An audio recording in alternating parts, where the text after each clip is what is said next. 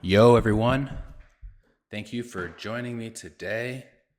We react to Jordan Peterson's famous or infamous conversation with Sam Harris. Let me just make sure that my audio is properly configured. I forgot to do this before starting the stream. Okay, everything is good. So, yesterday I started reacting to a video called What is True?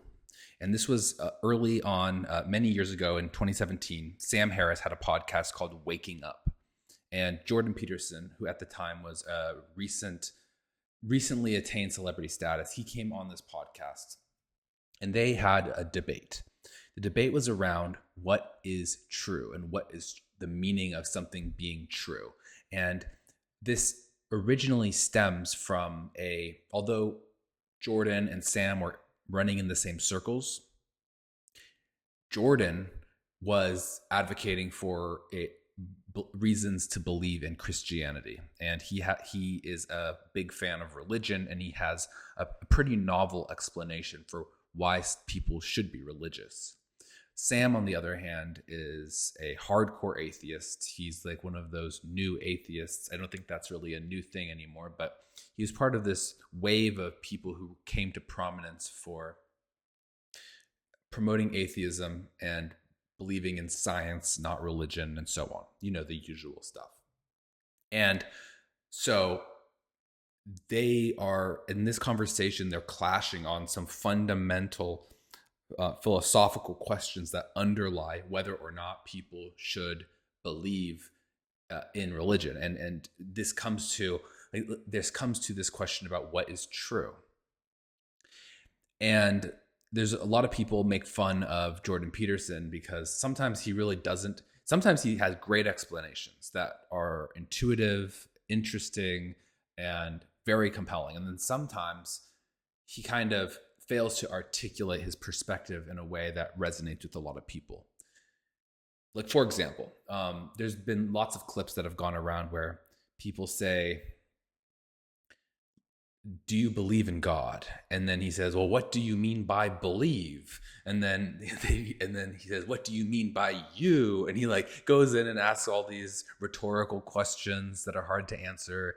And people don't typically get convinced by that, although he does have a point. When you dive deep and into very foundational questions, a lot of the heuristics and rules of thumb that we use to assess the meaning of statements falls apart.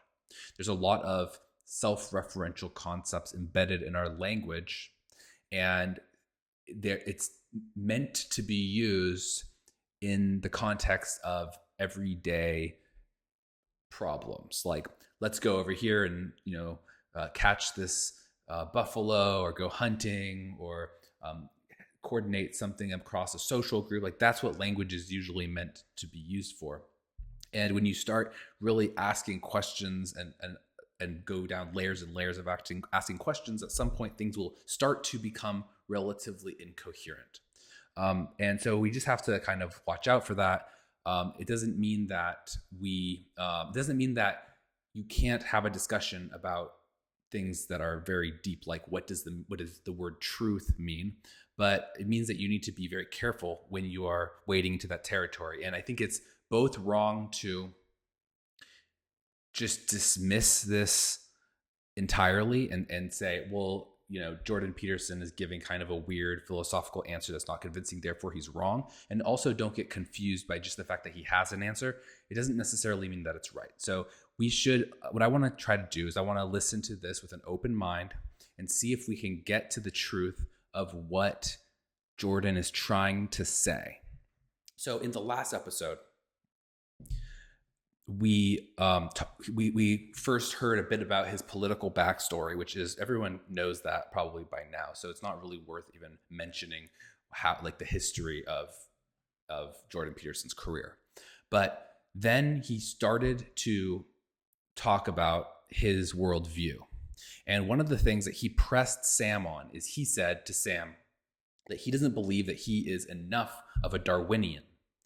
And so what did he mean by that? Well, basically, he was kind of putting forth this idea that information and survival are deeply linked concepts, and that information that essentially helps an organism survive is, in a sense, true, and information that doesn't help an organism survive is, in a sense, false. And there's a Darwinian way of actually assessing truth. And this wasn't very well substantiated. He just kind of started going off the cuff and talking about this idea. So Sam is going to put some pushback.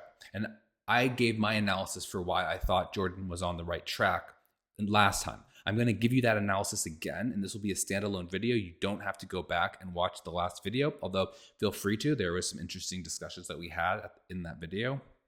But I'm going to recap my assessment, but I want to let them start their conversation. We'll react to their conversation. This is an audio only podcast, so I won't be showing a video feed. I'm just going to play the audio.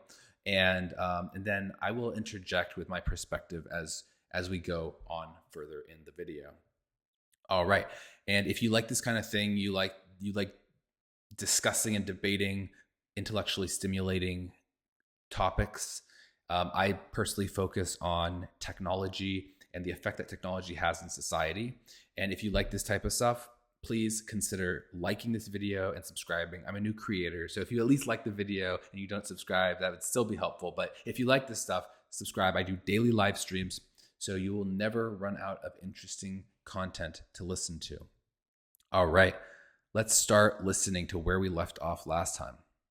There are a few issues here that I think we need to pull apart.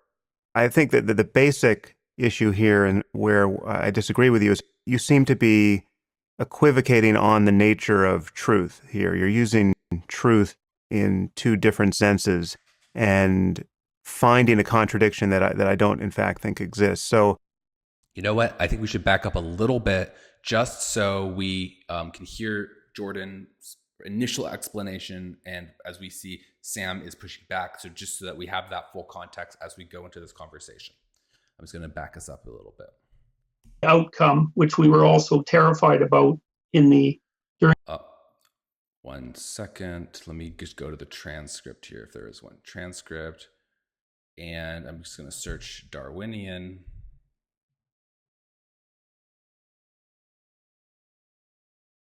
Okay. I'm going to go back. Yeah, let's go back here. Around here. That's where we should start listening.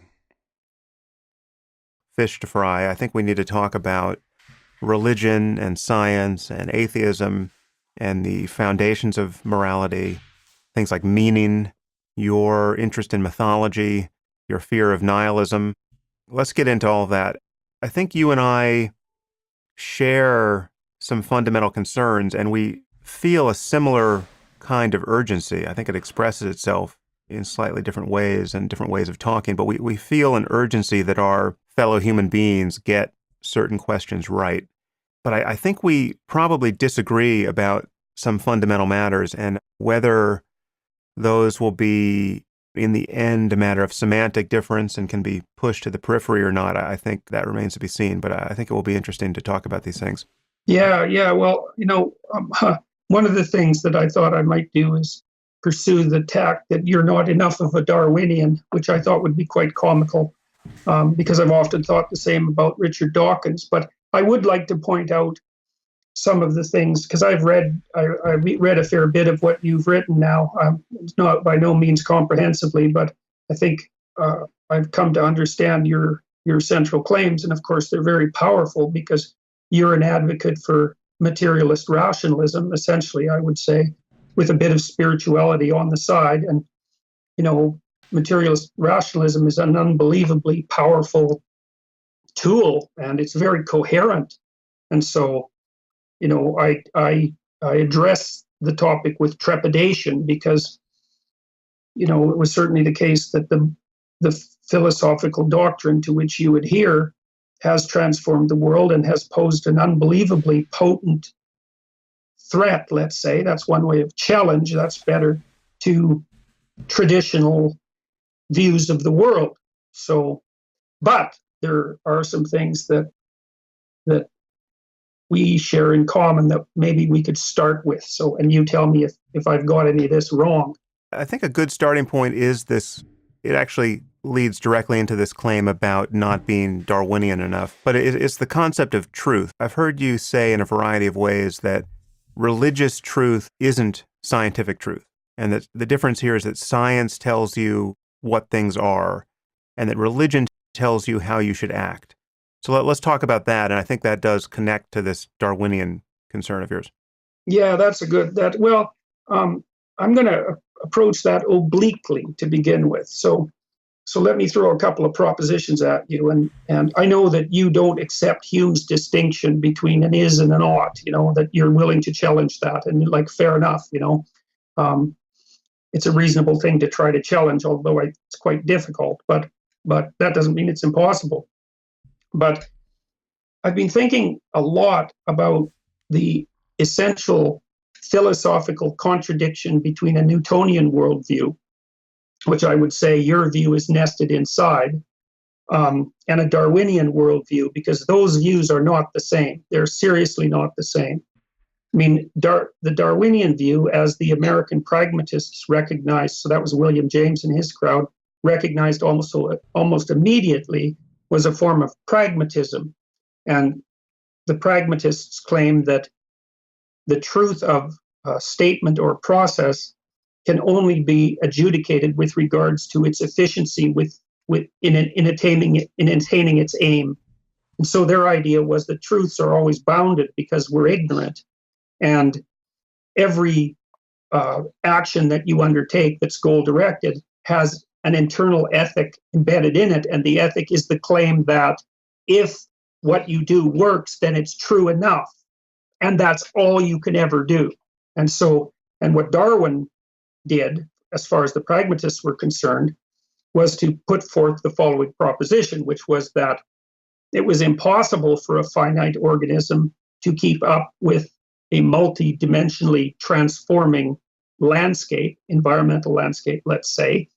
And so the best that could be done was to generate random variants, kill most of them because they were wrong, and let the others that were correct enough live long enough to propagate, whereby the same process occurs again. So it's not like the organism is a solution to the problem of the environment. The organism is a very bad partial solution to an impossible problem. So I just want to summarize a little bit about what Jordan is saying here. And I just want to focus specifically on this tail end of that, where he's saying, so essentially what he's saying is that there is so understanding the environment in which an organism lives is an impossible task. And there's a lot of reasons why. One thing I like to say is I like to talk about complex systems. And complex systems are things where you're not able to predict the macro level behavior of the system based on micro states and inputs. So for example, if you are in the environment, in an environment, you are in the world. Since the world is a complex system, you're not necessarily going to be able to predict what will happen in the future just by observing the things around you. Now, there are some caveats and there are things that are predictable within the system, but as a general principle, that is how you kind of can apply complexity theory to predicting the future. Predicting the future is impossible fundamentally because of entropy. And one other way of looking at this, which might make a little bit more sense, is this idea of computational irreducibility. And this is something that Stephen Wolfram talks about. And he has this novel take on basically reformulating physics in computational terms. It's interesting because basically, and I'm not a physicist, but a lot of the math that we have used historically to describe the universe in physics has been I'm not even sure like how you would characterize this, but they would use things like partial differential equations, which have assumptions about kind of like that things are not discrete, they're continuous. There's infinitesimally small values, and these are smooth curves, and there's it's almost like a branch of calculus. And that has been the language that we've used to describe the physical world. And it's gotten super complex, and it's only gotten us so far. We've kind of hit a wall. There's other ways of formulating the mathematics behind physics. And so this could, one way is to use the toolkit that we have that's called discrete mathematics, where things are broken into pieces, so to speak. It's discrete, it's not continuous. So like imagine like a string, right? That's like a continuous line from one point to another. Not really, but you can think of it that way, versus a chain. A chain would be like all these links. Each piece is like a link. That would be like something that's more discrete, whereas something like a string could be thought of as continuous. And so anyway, what I'm saying here is that he has essentially reformulated a lot of physical laws in terms of basically using computer science to model the universe. And this is a completely valid way of doing things. And he talks about, anyway, that's a bit of a tangent, but the point is he talks about this idea of computational irreducibility. And basically the point is that sometimes you can you can reduce computation, like there's some sort of computation that you need to do, and you are able to find a more efficient and faster, easier way of doing it. But sometimes it is possible for something to be reduced as much as possible. And there's just certain tasks take certain amounts of computational power. And there's nothing that you can do physically to reduce the amount of computational power past a certain point that is needed for any given task. And so if you're in the environment and in a world, it's a complex system, it's computationally irreducible, and you're sitting in this world and you don't have an infinite amount of computational power. You have a finite amount of computational power that you can use to analyze the world, be that a finite amount of brain power or a finite amount of power in your phone. You only have a finite capacity to calculate what is going to happen in the world around you. Now, given this fundamental constraint imposed by physics, you are just simply not going to be able to predict all of the challenges that you will face in your environment. And you are not going to be able to perfectly, therefore, simulate the future and the future environment. And you don't know if your goal is to survive and you want to be fit in a Darwinian sense, then you won't know what actions to take. You won't be able to figure this out yourself. So what is needed is there needs to be some sort of process that searches for a solution to this problem that will estimate a heuristic for figuring out how to act in the world. And that's what the process of evolution does. It tries many different things. It takes many different shots on goal across time. And some of these perish and some of these go on and self-perpetuate. And in this process, it's actually a search process, and it's searching with not random variation. I think that's a slight error on Jordan's part, saying it was truly random. It's not truly random, but there is variation across organisms, and that variation is like different hypotheses. Like imagine that you had a bunch of scientists come and try to solve a problem. How would they do it? They would all look at the evidence, look at everything that they can, and they would come up with all these hypotheses. I think it's for this reason. I think this is happening because of that reason. And then you would do a series of experiments. And some people would be proven true, and some people would be proven false. And then those that were proven true, you would then want to retest that to make sure it holds up. And you'd want to look and see, does it fail? Does this hypothesis fail under any other scenarios? Was there anything missing? Let's do more experiments.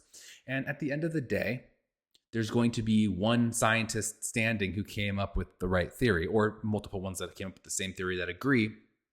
And perhaps that initial version was just an original hypothesis that somebody came up with, or perhaps it was an iterative process where the hypothesis was built off of data that came from the first round of experiments, and so on. So that's the similar process that evolution is running. And so it's the reason why this is an important thing is because there's no way that you can absolutely know objectively how to survive in the world, how to have Darwinian fitness. This is not something that you can know. It's too computationally complex or irreducible. It's too difficult of a task. Nobody is able to simulate the future materialistically. And like, kind of like, if you know, like basically kind of, you can say, well, if you know, where all the placement of all the atoms are, you could simulate what's going to happen and decide what to do. True, maybe you could do that, but you can't actually do that. So what is your next best thing? The next best thing is to come up with a process that is going to select a heuristically correct model that will work across time to survive in your environment. And furthermore, we have to acknowledge that there is a changing environment. So let's say that the climate is between this degrees and this degrees temperature. Well, maybe that goes up by a lot or down by a lot, right? So it's not always going to be the same circumstances.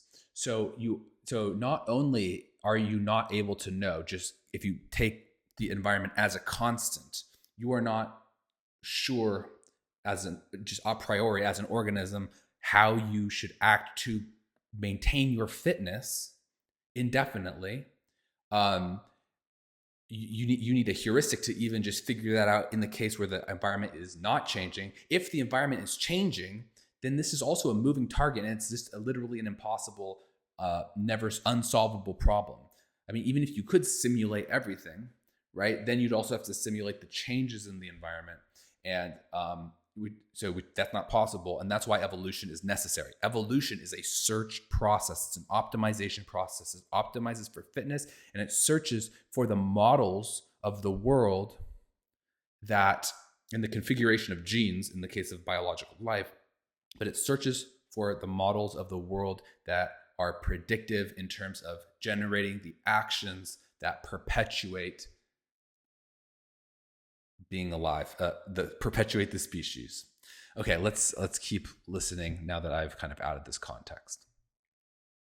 Okay, and the thing that about that is that you can't get outside that claim. I can't see how you can get outside that claim if you're a Darwinian, because the Darwinian claim is that the only way to ensure adaptation to the unpredictably transforming environment is through random mutation, essentially, and death, and that there is no truth claim whatsoever that can surpass that. And so then that brings me to the next point, if you don't mind, and then I'll shut up and let you talk. So I was thinking about that, and I thought about that for a long time. So it seems to me there's a fundamental contradiction between Darwin's claims and the Newton deterministic claim and the materialist objective claim that science is true in some final sense. And so I was thinking of two things that I read. One was the attempt by the KGB back in the late part of the 20th century to hybridize smallpox and Ebola and then aerosol it so it could be used on for mass destruction. And the thing is that that's a perfectly valid scientific enterprise as far as I'm concerned. It's an interesting problem. You might say, well, you shouldn't divorce it from the surrounding politics. Well, that's exactly the issue, is how much it can be divorced, and from what. And then the second example is, a scientist with any sense would say, well, our truths are incontrovertible.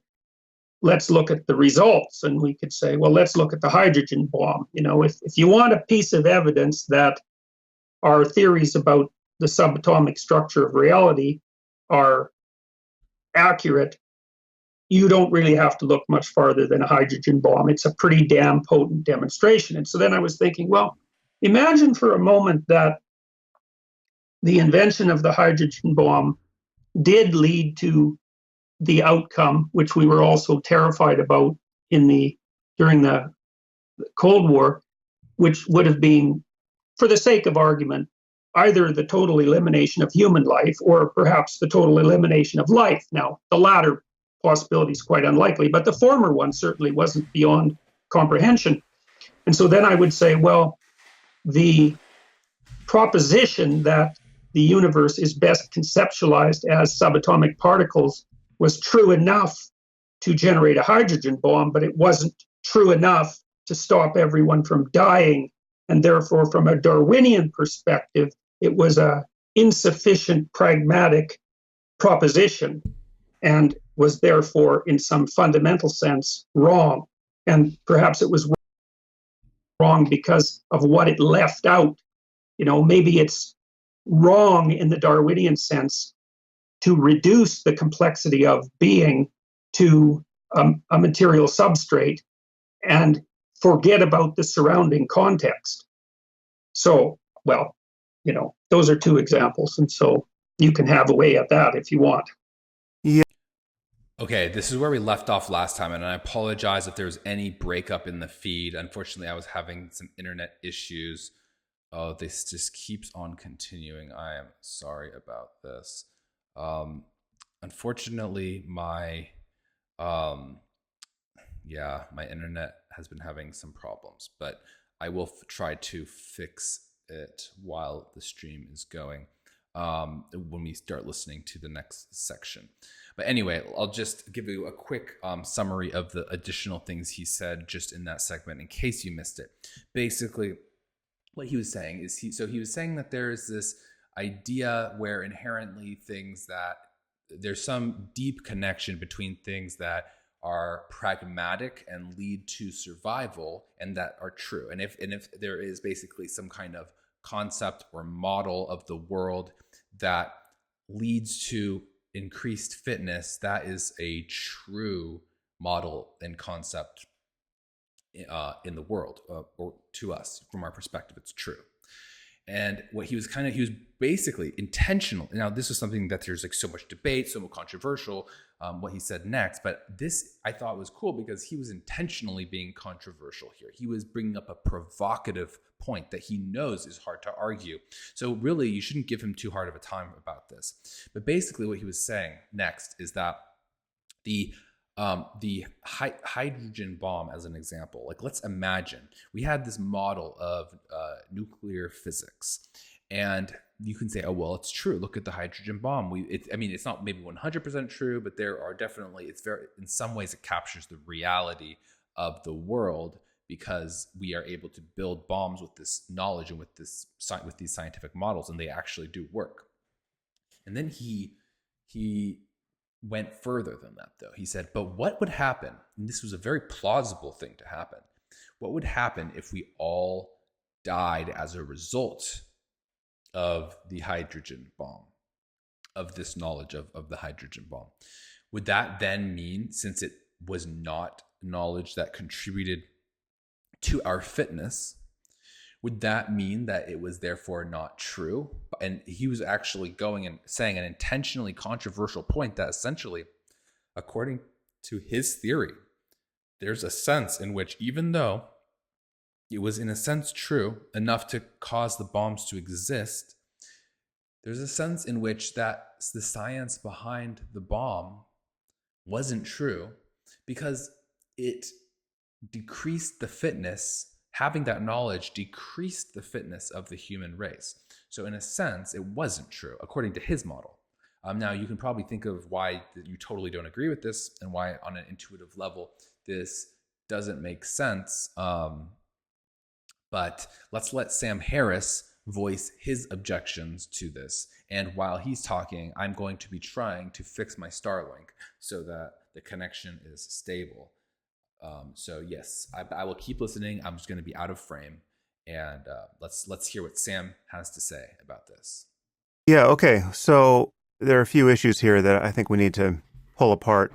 I think that the basic issue here, and where I disagree with you, is you seem to be equivocating on the nature of truth here. You're using truth in two different senses and finding a contradiction that I don't in fact think exists. So let's talk about pragmatism and Darwinism briefly for a second. So I've spent a lot of time in the thicket of pragmatism because I was a student of Richard Rorty's at Stanford, and I took every class he taught and just basically did nothing but argue with him about pragmatism. So I'm very familiar with this way of viewing the concept of scientific truth. I'm not so sure our audience is deeply schooled in this. So briefly, let me just add a little to how you describe pragmatism. And this is, Rorty was one of the leading lights of pragmatism, as you know, so his view may be slightly idiosyncratic, but it was fairly well subscribed among pragmatists, and he was influenced by Dewey, and he linked his view in some similar ways to a Darwinian conception of truth, but not quite the way you're doing, it seems to me. In any case, the idea is that we can never stand outside of human conversation and talk about reality as it is or truth as it is. We never come into contact with naked truth. All we have is our conversation and our tools of augmenting our conversation, scientific instruments and otherwise. And all we really have, the currency of truth, is whatever successfully passes muster in a conversation. So I say something that I think is true, and it seems to work for you. We're playing a similar language game, and some people disagree. They criticize what we are claiming to be true, and we go back and forth. And all we ever have is this kind of ever-expanding horizon line of successful conversations that allow us to do things technologically that are very... Just hold tight 1 second. I am switching my internet really quick. I think the Starlink will be more reliable now. It might cut out for 1 second.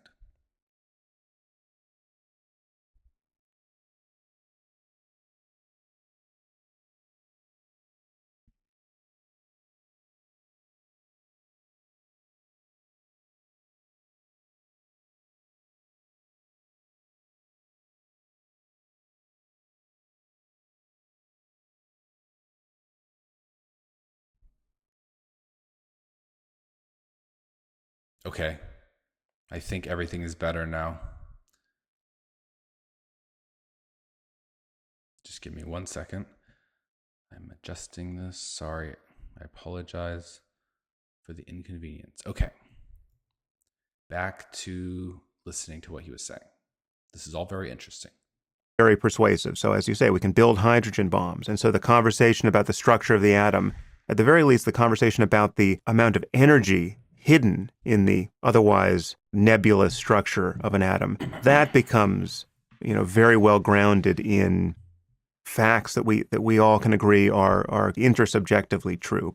Yeah, well, that seems to weaken the claim that it's just within language, which is kind of a postmodern claim too, because it's very difficult for me to believe that the hydrogen bomb is what it is just because we agree what it is in conversation. It immediately reflects a world outside of language. That doesn't mean we get permanent and omniscient access to that world, but it's more than language as far as. So maybe I'm misunderstanding Rorty or I think you are understanding him. He will say that, again, all we ever have is our effort to organize the way the world seems to us with concepts and language, and we just have successful iterations of that and unsuccessful ones. And a hydrogen bomb explosion, no matter how big, assuming we survive it, still falls within this empirical context of an evolving language game. And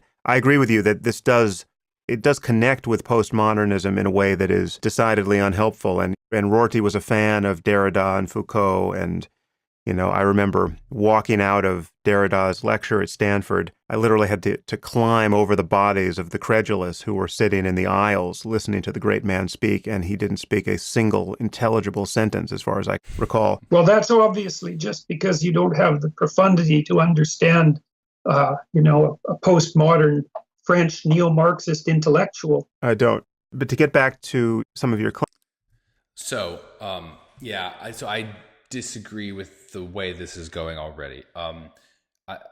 I can't speak to Rorty or the pragmatist perspective exactly, but I also agree it's not just merely language. That would be an oversimplification. However, there is a role for the observer in this equation. So let's not overly focus on the linguistic side of this. And we have to realize that, first of all, and I want to build this argument up as the video goes along, but I'm just going to just kind of spitball a few points here. First of all, the perspective. So, okay. We as humans have a model of the world. Like the whole thing, our existence is predicated on a model of the world. That is not a 100% accurate representation. It is neither full nor accurate. You can like look up illusions, examples of illusions. These exist. These are very straightforward ways in which we are clearly not perceiving the world as it actually is. We are like, these are like, if you look up optical illusions or illusions and things like that, you will see that we perceive the world in a way that is objectively, measurably, demonstrably inaccurate. It's because we have these heuristic estimations that we use in our understanding of the world. And it's just not, it's usually reliable in most circumstances for identifying certain things, but sometimes it completely tricks us and gives us the wrong idea. So like, for example, you might have seen some image with these dots on it and these lines, and then it's like, are the dots flashing? And you think, yeah, they are, but they're not. It's just a static image. And there's so many examples like this.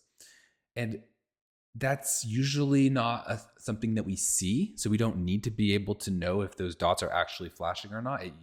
It plays off of certain things that our eyes and our brain is doing, where it's like kind of filling in the blanks. And I'm not an expert on exactly what's going on, but people do actually understand this and know this very well. So we as the observers in this equation, when we're talking about these topics, as the people who are asking the question, what is true? We as the observers, we are not in the first place seeing things as they truly are. Now there's another point here, is that even if we were seeing things as they truly are, which we aren't, obviously, we are not fully seeing things. So we're missing part of the picture. And this comes down to computational irreducibility.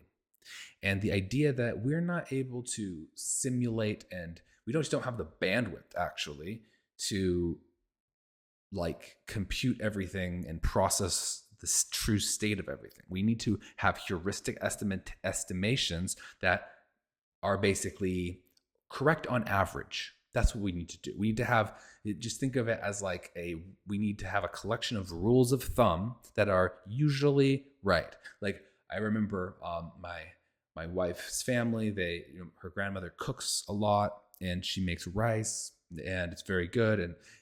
And so we were like, how do you make rice the way you make rice? And she said, oh, you put your finger here and you fill it to like there on the finger. And I was like, what?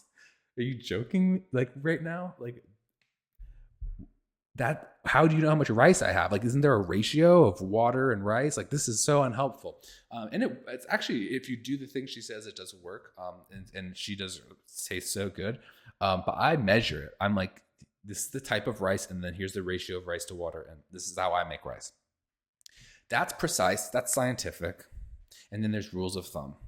And that's a very simple thing that we can easily, measure and test, like what is the optimal ratio of rice to water and all that. But essentially, these rules of thumb is the basis of our understanding of reality. And even like our vision, our hearing, our consciousness, our thoughts, and our language are all heuristic estimations, rules of thumb that are functionally useful and right on average, but they're not perfect. So we have to establish that. This is a fact. And we also have to acknowledge that who is having the conversation about whether something is true or not? Who is thinking about this? We are, and we're not dead. So it's a very weird situation when you are saying, oh, well, what if we all died, but we're not dead? That is almost like a paradox. or it's a contradiction. It's something that doesn't exist. It's like a square circle. And so you say, well, what if we had a square circle, blah, blah, blah. And you start talking on and on. You can get to some very weird conclusions given that something is a square. If you predicate the existence of a square circle as one of the axioms, or if you say 1 + 1 = 3, or something like that. If you could take that and you can, with that additional axiom, you can basically argue anything from any starting premise. You can get to even false conclusions with 100% accurate logic. And so when we are asking ourselves a question, you have to realize that it's like you have to be careful about contradictions, because sometimes contradictions are not clear. Like, for example, if you have a computer program and you have code, there could be a time where the code loops around and it references itself and it gets stuck in a loop. Like, have you ever just seen your computer loop and loop and loop, and it's like loading, nothing's happening, and you wait a day, it's still loading. Now, I don't know what happened in that particular case. Probably it wasn't an infinite loop. Who knows? There's so many possible things that could go on. I'm just trying to build an intuition. This is a real thing, though, that happens in computer software. It's called halting, or the lack thereof. And so there is a consideration for whether a program halts or does not halt. This is a thing computer science people think about. And it's possible. I mean, it's not even possible. It's super easy to introduce you could call it a bug. Sometimes it's a feature. Sometimes you don't want the program to end, but you can introduce a loop, an infinite loop in software. And it could be intentional. It could be where you're explicitly saying this is a loop, or it could be an unintentional loop where you basically tell the computer, go to step B, go to step C, go to step Z, whatever, right? You go to all these steps, and then you say and then at some point you say go back to step A. And you may not realize that A then went to B, and then you're now in that same loop all over again. I can see how you might get lost if you're not familiar with programming, but just take my word for it. This is a real thing. And the thing is it's actually very hard to detect this type of self-referentialism.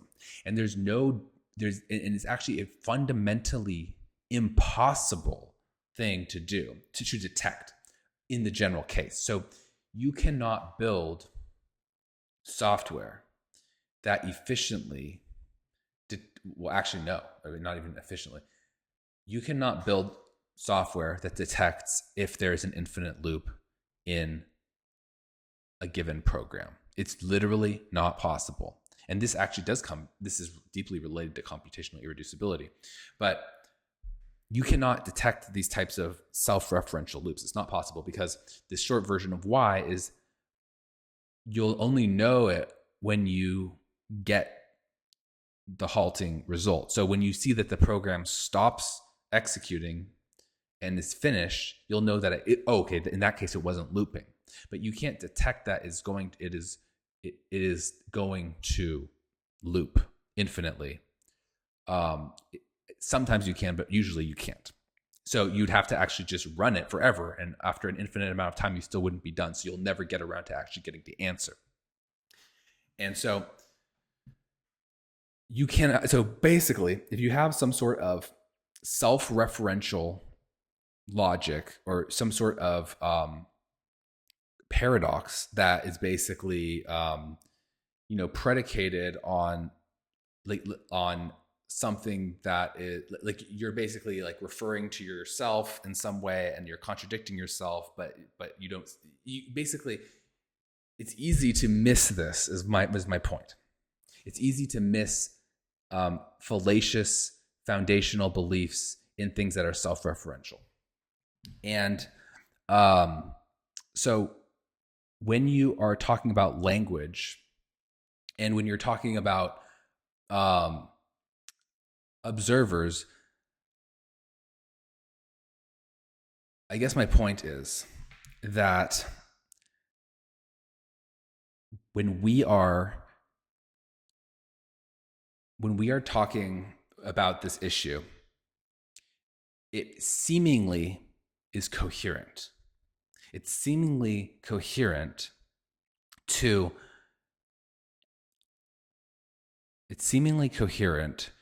discuss the question, well, what if the hydrogen bomb worked but didn't kill us? Or sorry, it killed us and it worked. Is that true or not? It seemingly makes sense. The problem with it is that you are discussing it as if you didn't die. So this is a contradiction. And this contradiction is not easy to detect. It doesn't instantly come to mind. And so you can have a whole conversation predicated on the idea that that just seems intuitively wrong. But what you didn't realize is that actually the whole premise of the question makes no sense. And now it's a different question. Now imagine that we are an alien species having this conversation. This alien species is fundamentally different than humans, such that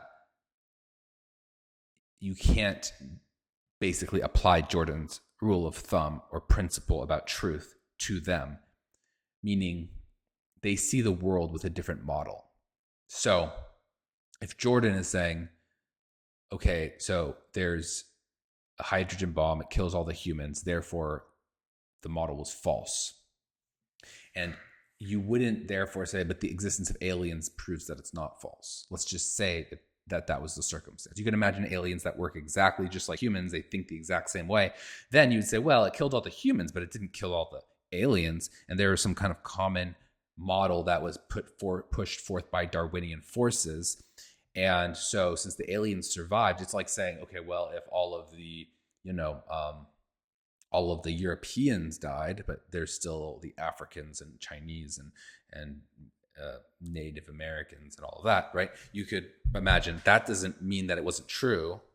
It just it means something else. It doesn't invalidate the truth because there's still other people, right? Or maybe one family dies. It doesn't. There's you kind of have to say, well, it had to make the whole species go extinct in order for it to have been untrue. And so let's just say that these were sufficiently different aliens that saw the world in a different way. And they observed that humans all killed themselves through the proliferation of nuclear weapons. Now, I wouldn't say it's incorrect for them to say that, I wouldn't say from the aliens' perspective that was untrue. They would probably interpret the model differently than we would. They would have a different model. They would interpret the model. They would observe those events under their worldview, which also would not truly accurately reflect what is going on in the universe. But as the observers, it's not untrue for them, but it could still be untrue for humans. It's just the problem is that it seems weird. You're in weird territory because if you're talking as a human, but you're positing that the humans don't exist, then that's just a contradiction. And so the overall problem is that this is just a weird edge case. And I love that Jordan brought this up and was provocative intentionally. I think that's very interesting. It makes for an interesting conversation. But actually, I think this is not the way that you should substantiate it. I think this just is honestly an edge case that ought to be dismissed because it's actually, although it sounds rational, it is essentially a nonsense scenario. And there isn't really any meaning that can be derived from it because you're just predicating on your argument's just predicated on there being like a square circle or whatever. Like it's like you say, like can God, who's all powerful, move an unmovable mountain? That does not elucidate. It's not That's just a self-contradictory language game. It's paradoxical and it's self-referential, because you say, okay, well, what is the definition of movable? What is the definition? It's something that can be moved. Well, that's a thing that can be done. What is the definition of a thing that can be done? It's something that an omnipotent person can do. What is something that, like, you can go down this and you'll see that you'll end up getting into a self-referential cycle of definitions where it's basically an unresolvable dependency tree of definitions that you're not like when you're listening to a statement and you're parsing the words, oftentimes you'll do a bit of a recursive search into the meaning of these words, and you'll go to a certain depth to resolve the meaning. And like if I say, oh, it's a square circle, that could instantly trigger, what does that even mean? It doesn't even make sense, right? And or like a pygmy mammoth. You're like, what? What is that? How is it a pygmy mammoth? I mean, that really does make sense. I'm not a jumbo shrimp, right? Like there's like you understand the idea behind it because you've heard this before, but a jumbo shrimp, that's like ridiculous, right? It's like almost funny, jumbo shrimp, right? You laugh, it's absurd, because you were able to resolve that paradox very quickly. You realize it was a paradox, and then you kind of realize the context in which it was being applied and the joke behind it. But there are statements that sound like contradictions, but actually are just nonsensical. And anyway, so I think that's kind of obvious stuff. So my point is it's not about the language that's like hyperlinguistics focus. That's like, I mean, yeah, I agree. The postmodernists are kind of ridiculous in a lot of ways. And there's some weird fixation. Whenever I study like old philosophy, it's just usually very cringy. There's lots of focus on things like linguistics, like I don't know. I mean, I shouldn't be talking about this stuff because I'm not a philosophy person, but I find it interesting. Like people like Chomsky, who talk so much about linguistics and the importance of it. I think a lot of their worldviews have fallen apart, in part just due to large language models and AI. I'm not even going to go down this path. I'm not going to go down this path because I'm not going to make a good argument for it. But anyway, let's keep listening. The point is, it's not about the language. That's a way oversimplification. The language is not important. The linguistics are not important. It's not just language, but observers are relevant in these types of questions. Who is the observer? And this is something that comes up time and time again in science, in physics. When we talk about the fundamental nature of reality, I'm not drawing a direct parallel to quantum phenomena and observers there, but I'm saying that observers are objectively important. It's an important question that comes up again in science. So the clear objection to this apparent contradiction is the fact that it's basically a nonsensical scenario. We need to just move on and make better arguments for Jordan's position. And we can just simply resolve this by saying that it's a nonsense scenario because it really truth is observer dependent, and the reason that truth is observer dependent is that no observer can have a true, accurate understanding of what's going on in the world. It has to be heuristic. There's a lot of reasons for that, including computational irreducibility, and just basic complexity theory shows that we're not going to be able to predict the future, and entropy drives time forward, and uncertainty builds the further we look out. We're unable to simulate it because we are not able to simulate entropy. Yet, we can still we can remember the past because that's the direction of the arrow of time. All right, let's continue listening. Claims here. There's this claim you're making about the Darwinian basis of truth and knowledge, that there really is just survival, right? There's just, biological change selected against by an environment, and there's what works in that context, what is pragmatic in that context biologically, and there's what doesn't, and what doesn't gets you killed. Yeah. Now, obviously, that picture of how we got here is something that I agree with. Right. But our conception of truth, and our conception of truth in general and scientific truth specifically, and even of Darwinian evolution within that subset of truth claims, that is not functioning by merely Darwinian principles. And this just goes to... Right, but that could be an objection to its validity. Like, there's no reason to assume, and don't get me wrong, like, I'm perfectly happy with science. I'm a scientist, and but there's no reason to assume that our view of the world, our current scientific view of the world, isn't flawed or incomplete in some manner that will prove fundamentally fatal to us. As a working assumption, we can decide not to worry too much about that, and that's fine. But yes, I agree, and more fundamental than that, and I think this is the accurate version of the claim you're making. This is something that I spoke about on another podcast with Max Tegmark, a physicist from MIT. There is just the fact that within the Darwinian conception of how we got here, there's no reason to believe that our cognitive faculties have evolved to put us in error-free contact with reality. That's not how they evolved. I mean, we did not evolve to be perfect mathematicians or perfect logical operators or perfect conceivers of scientific reality at the very small, subatomic level, or at the very large cosmic level, or at the very old cosmological level. We are designed by the happenstance of evolution to function within a very narrow band of light intensities and physical parameters.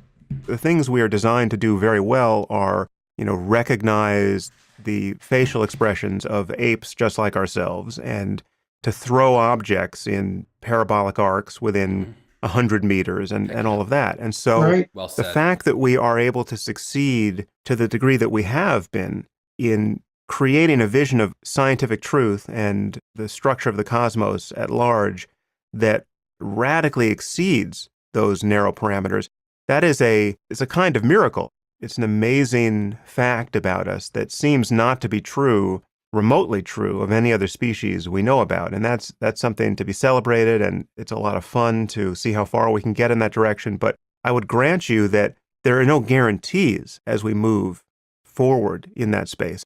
And in fact, we should be skeptical about how easy we can have it in this space. Yes. One thing that Max Tegmark said, which I thought was fascinating, he goes one step further than I had tended to go along these lines, where he said that we should expect, as just based on accepting the logic of evolution, we should expect that we will have our common sense intuitions frequently and really incessantly violated by what we discover to be true about the nature of reality through science. Yeah, what we discover scientifically to be Yeah. true about the nature of reality. Yeah, well, so partly I made the case that I made to indicate to you and the listeners where I'm starting from in some sense. So I think it's not unreasonable to assume that you're making the metaphysical claim in some sense that Darwinian truth is nested inside Newtonian truth. I wouldn't call it Newtonian. Let me just change your words a little bit, but it may be a distinction without a difference here. But I would oppose realism, scientific realism, and even moral realism. I consider myself a moral realist. I think there are right and wrong answers to moral questions. I would oppose realism with pragmatism. And the core tenet of realism for me is that it's possible for everyone to be mistaken. It's possible for there to be a consensus around truths that are in fact not true. It's possible to not know what you're missing. There's a horizon of cognition beyond which we can't currently see, and we may be right or wrong about what we think exceeds our grasp at the moment. And so that's something that the pragmatist can't say. The pragmatist has to locate truth always within the context of existing conversations, existing consensus. And in this Darwinian conception of truth, you are saying that there's just what works for us biologically, pragmatically, as apes on Earth now. And there's no larger context of truth claims that we can make that situates that in a larger sphere where you can intelligibly say that everyone is wrong about something. Well, it's complicated, and I wouldn't say I'm saying exactly that. I certainly don't agree with the language game part of it. And see, if you think of the Darwinian process as something you can't escape, like there's no outside of it, and partly the reason for that is that you're just too damn ignorant to get outside of it in any transcendent manner. Now you might say, well, you can do that to some degree with science, and I'm not going to argue with that. But before you move on, let me just understand the claim, because it seems to me we are outside of it in every respect where you want to emphasize the Darwinian component of it. So we're outside of the implications that, certain phenotypes would have killed you outright 5,000 years ago, whereas now we have a civilizational mechanism to protect those people. So if you're wearing eyeglasses and you are able to function just as well as your neighbor who's got perfect vision, you're out of a Darwinian paradigm there. It doesn't matter that you're wearing eyeglasses, right? On 1,000 points, we can make that same observation. And therefore, more or less everything we care about has followed along those lines. I mean, so just the fact that we are, one of the greatest gains we are attempting to make, although we have done it imperfectly thus far, is to outgrow tribalism in all its forms, right? So we recognize that tribalism is not the best, moral bedrock. And yet, in a Darwinian paradigm, tribalism is really the only game in town. And so we stand outside of Darwinian logic, both morally and intellectually, all the time. Now, are you denying that? What am I confused about? I'm calling that into question. I'm not necessarily. Yeah, that really should be called into question. So let's just pick that apart for 1 second. Let's just go back and listen a few seconds what he's saying.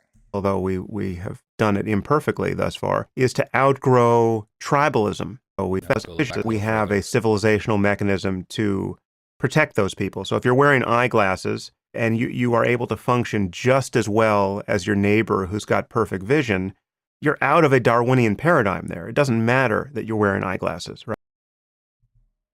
I mean, that's a changing environment. That's not outside of a Darwinian paradigm. There's still all the same natural forces of the universe are still up against you. The process of Darwinism is still continuing. I'm not even sure what he's possibly saying there. Right. On 1,000 points, we can make that same observation. And therefore, more or less everything we care about has followed along those lines. I mean, so just the fact that we are, one of the greatest gains we are attempting to make, although we have done it imperfectly thus far, is to outgrow tribalism in all its forms, right? So Yeah, I just don't even agree that we've outgrown tribalism. I think that's very naive, very, very naive. And maybe temporarily we haven't been able to, we haven't needed tribalism in the same way. Like you've been able to operate as if you are less tribal than in the past. But that's a very short-lived phenomenon. Like how stable is that? And again, it's like, even if we don't need to act tribally anymore, which I don't think is true, and I won't get into why, I think that could be a little controversial, but it doesn't mean that Darwinism is not at play. I mean, I think this is like very weird line of reasoning from Sam. Recognize that tribalism is not the best, moral bedrock. And yet, in a Darwinian paradigm, tribalism is really the only game in town. And so we stand outside. No, that's not true. Tribalism is not the only game in town in Darwinian paradigm. It just happened to, under certain contexts, be advantageous, and it did thrive under certain environments. And now maybe we don't need it. It's a changing environment. Darwinianism is still in full force. We just don't need it. It's a changing environment. And yeah, but I don't even think it's changed, to be honest. But anyway, let's just continue. Of Darwinian logic, both morally and intellectually, all the time. Now, are you denying that? What am I confused about? I'm calling that into question. I'm not necessarily denying it, and I'm certainly not presuming that, that what I'm saying is right, because I'm trying to solve another problem at the same time. But you see, the thing about the scientific viewpoint is that it leaves certain things out, and it leaves out what it doesn't know, obviously, although the same might be said for any other system of belief and should be. But it also looks at the world in a particular way. For example, it strips the world of its subjectivity. And it may be that that's a fatal error. Now, that doesn't mean that it stopped science from being unbelievably useful as a tool, but I think of science as a tool rather than as a description of reality. And that's where we differ. And it's fair that we differ. It isn't obvious which of those two positions could be held to be correct, because you could say that the more we learn about the objective world, in your realist manner, the higher the probability that we'll survive. And it's conceivable that those things are aligned in that manner. But it's also conceivable that they're not. And I'm wary of that, because radical changes produce unintended consequences. And, we've lived relatively successfully as primates for, a couple of dozen million years. And we're transforming things pretty damn rapidly. One potential outcome is that in 500 years, we're more machine than human, and that we're not really human at all in any realistic sense. And I can't necessarily see that as you could claim that that's a positive outcome, but it isn't necessarily that it's a positive outcome. So you're assuming that there is an alignment between the two. No, I'm not doing that. And I think, and now I'm getting a little confused about what you're claiming. So let me just go over that ground you just sketched, just to get myself on track. So it seems to me that you're saying that the reductio ad absurdum of a Darwinian conception of knowledge would be, if we ever learned certain truths that got us all killed, well, then that would prove that these things weren't true, or that this was an intellectual dead end. Yeah, they weren't true enough, I would say. I mean, two things here. One is that there's nothing about my conception of science that discounts the reality or the significance of subjectivity. So I understand what you're saying when you say that science or materialism leaves out subjectivity. And I've ridden that same hobby horse against that conception of science myself. So you won't find a friend of eliminative materialism in me. That's just not how I think about the human mind. Well, do you think that that's true? I think this is a good time that I should just interject.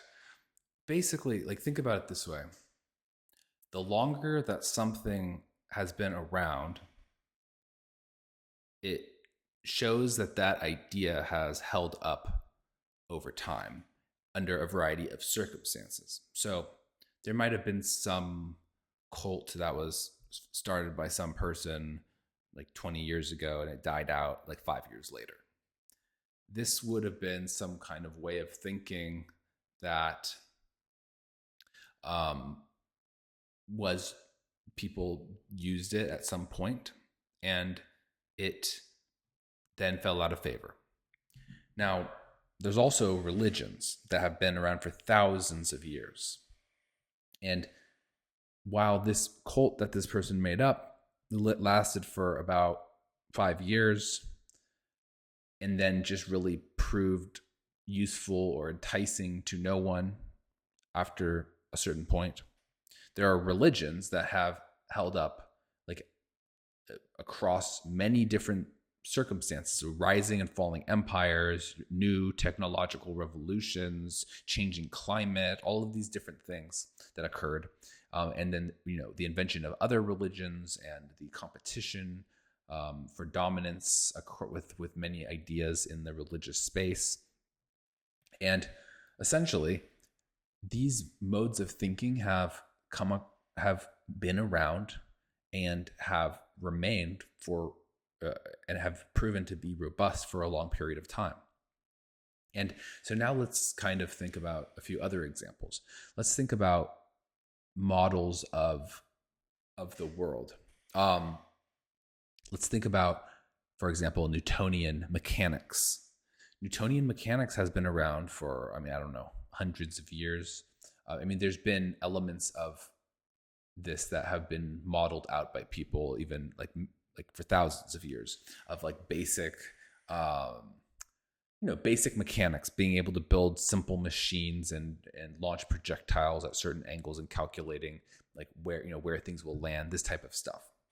This has endured for a long time, and to some extent, we actually have an innate understanding of like kinematics, for example. Like if I have an object, I throw it, I can kind of aim that and get it in the trash can if I have like a crumpled piece of paper. This is an innate thing that I have, and I think a lot of animals can theoretically. I think monkeys can probably throw things with high accuracy. And they have to have a model of physics in their head in order to be able to do that. There's no other way of doing it. So these ideas, both intellectually, have been around for a long time, and intuitively, instinctually, have been around for a very, very long time. And these ideas are very well substantiated, at least within the context of our normal environment, which is in some sense very anomalous in the universe. But if you're on Earth with the assumption of the atmosphere and gravity and all these things, like you can assume that like the gravitational constant is like 9.8 or whatever, and you can calculate things like what happens when you launch a projectile. And Sam Harris had reference to this earlier, so he acknowledges this. But these ideas have endured for a really long time, and there's no reason to believe that these ideas are going to change anytime soon. Now, when you go on a very small scale, you start encountering quantum phenomena. When you start going at a very very fast or very large, you start having to contend with Einstein and other things. But fundamentally, these are super solid ideas.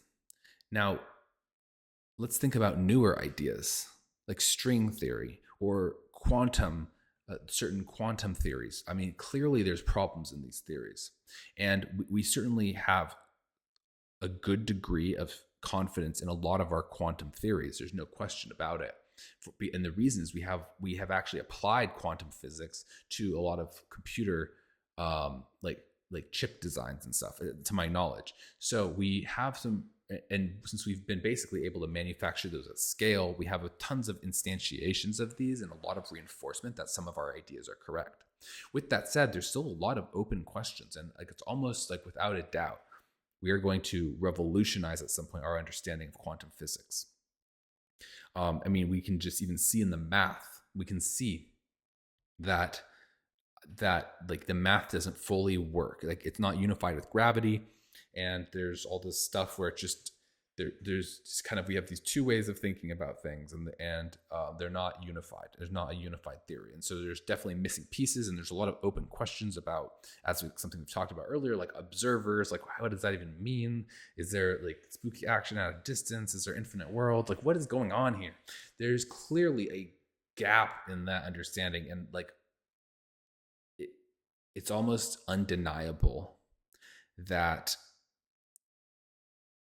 when we know the answer, I'm not saying everything falls apart. Like we know that we got certain aspects of this right. Like we're able to do the engineering for certain types of materials that go in cell phones, and that works really well. That's true. That I mean, at least it seems to be true. There is possible, like we can get into why that could not be true, but our understanding fundamentally will shift. It will shift. Now, like let's just imagine that you're playing a video game, and you find a really good strategy that if you just push this button really fast, your character will do a bunch of attacks and it'll kill the other guy. Okay, that is good. So this is a truth that you have established. This is okay. This is a winning strategy. But you've only played that video game like for 1 hour, and you just played it in the context that you played at the time. Now you come back to it the next day and you try the same strategy and it doesn't work. Maybe the person you're playing against is better, or maybe they also learned your strategy, or maybe they stumbled upon, maybe they just didn't know what they were doing last time, and then they started pushing a different button at a different interval, And that worked for them. Or maybe they could see when your character pauses, they noticed the pattern, and then they started punching you at that time where you stopped punching them. I'm literally just making this up, but you get what I'm saying. Or maybe the difficulty setting on the game got increased because you got to a certain level. That is an entirely plausible scenario.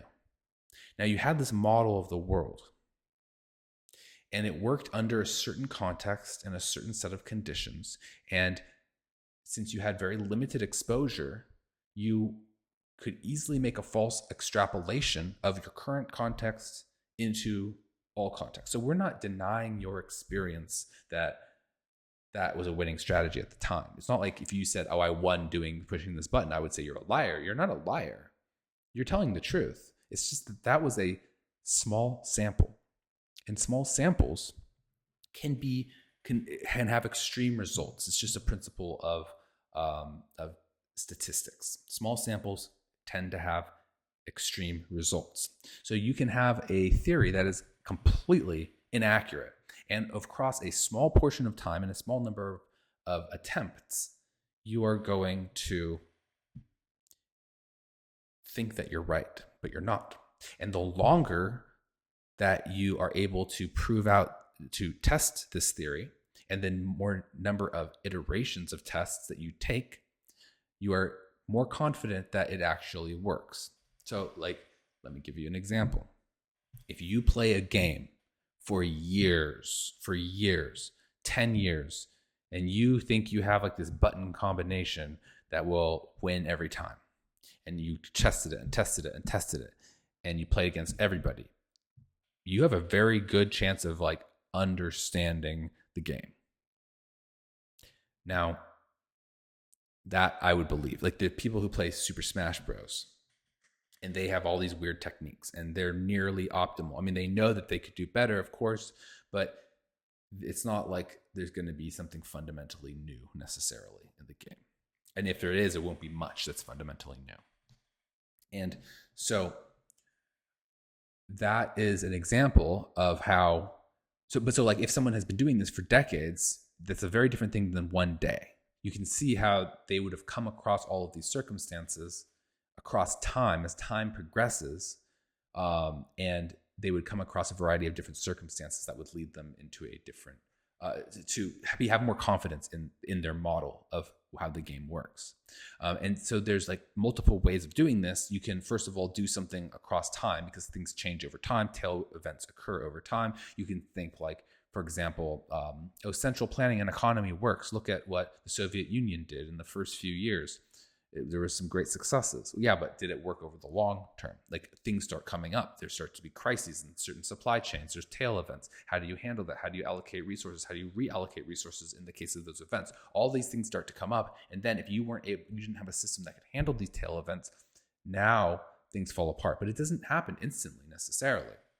So going through time, the time is the ultimate test for the confidence we should have on an idea. And if something basically remains useful as an idea throughout time, this is a very good sign that it is true.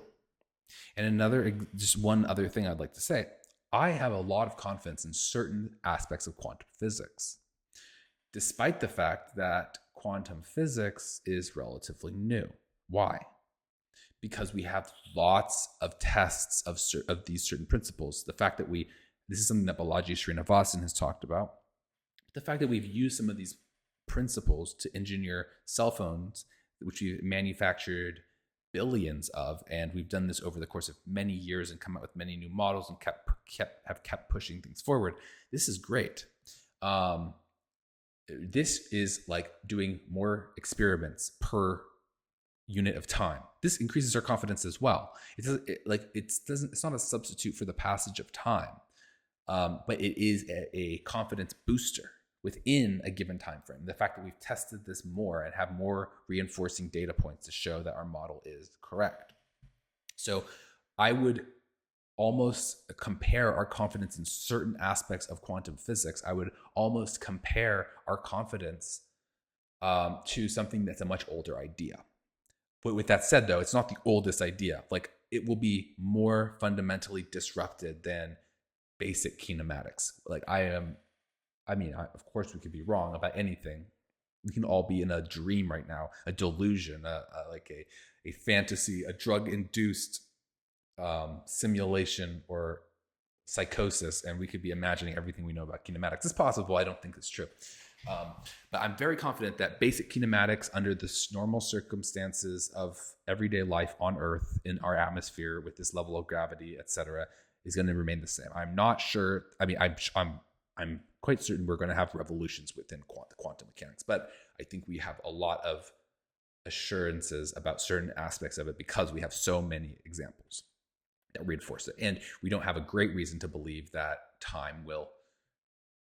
These seem to be the type of things that would we kind of relate these to other ideas that we have explored scientifically. We don't necessarily see why the passage of time would invalidate any of the experiments that we have done, and we kind of do have a frame of reference of things to compare this to. We've done lots of scientific exploration across time, and therefore we have we kind of have like a framework for thinking about, like, do we think that these effects that we've been observing are something that are temporary, or are is this like just something where when the moon is in a certain position this happens? That's probably not what it is. Like, there are things like that, like with tides, and there are things that are very temporal, and this doesn't seem to be one of those things, and we have done it for long enough to exclude a lot of things. But like there are certain assumptions that could be invalidated at different times. Like, if we're trying to engineer a system, there could be like a solar flare, and it could perhaps cause some electronics systems to not work, and there's some ways that we engineered things could not work, and then that's probably an easy avoidable thing that we could have thought of in advance. But there are also black swan events that occur, and there are things that you just did not predict, and a black swan is something that you just never would have predicted. It's not a tail risk, something that is like just, oh, that is unlikely to happen, it's bad. A black swan is something that you just never would have thought of. Nobody thought of it, but it will still happen. So that can happen, and those things happen, and the only way that you can get to those things is through the passage of time. So most likely quantum physics, our understanding of that will not turn off. Most likely it will be revolutionized, and we may think about things a lot different in 10, 100 years. All that is to say that I think it's just a very reasonable perspective by Jordan to say that there is a deep relationship between what is true and what has endured the test of time. I think that is a completely, entirely defensible, reasonable, and actually highly compelling definition of truth. And I would love to, like, one of the things I'm kind of in the middle of researching right now is just models that relate economic growth and physics and information theory. And I think there might be a better way of formally defining this in like an information theoretic terms of like what is information and what would you call true information? Like, I think that this is an area I'm exploring. I don't have an answer for that. I will update you guys on that research when I have maybe some more insights. But the fundamental things that Jordan is talking about is very good. And you have to place Darwinism outside of science. Like, it's like the outer layer. Darwinism is a universal force. All things in the universe are subjected to natural forces. Entropy drives the arrow of time. Entropy is occurring all over the universe, and it is only increasing. Now, there's certain subsections where it's decreasing, sure, but on a macro level, it's increasing, and it's driving the arrow of time forward.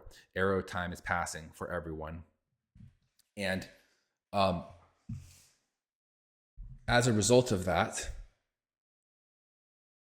tail events will occur, and things that are unstable will cease to exist, and things that are more stable will will persist. And so essentially, if you think of like stability as a proxy for Darwinian fitness, because both things imply survival, this is the same concept, you'll see that everything, like if there is an unstable mass of things that are all in one place, you'll expect that to fall apart. That's akin to evolution. That's akin to, if you take all things in the universe, that's akin to the less fit thing dying out. And then there's things that remain. Those things are more stable. Those things are, in a sense, have more Darwinian fitness. That is a principle of universal Darwinism that shapes everything. And you can kind of like apply heuristics to these types of things that could be applied in other contexts for other types of complex systems. So like, for example, there's this thing called the Lindy effect. And I talked about this a lot. If you have a complex system and you don't have a model that's scientifically derived for how long this is going to remain, a way you can accurately estimate on average how long it will remain is with the Lindy effect. So we talked about religions in the past. If there's a cult that has existed for 5 years, it probably is not going to be the next world religion. It's probably just going to exist for about another 5 years, and then it will go out. Like if I invented a cult today, you have very low chance that I'm going to even convince anyone. I might give up on that tomorrow, to be honest. But if I have had a cult actively running for 5 years, I'm not going to take over the world with it, but I do probably have another good 5 years in me to push this cult forward. Now, Christianity has existed for 2,000 years. That's not going away tomorrow.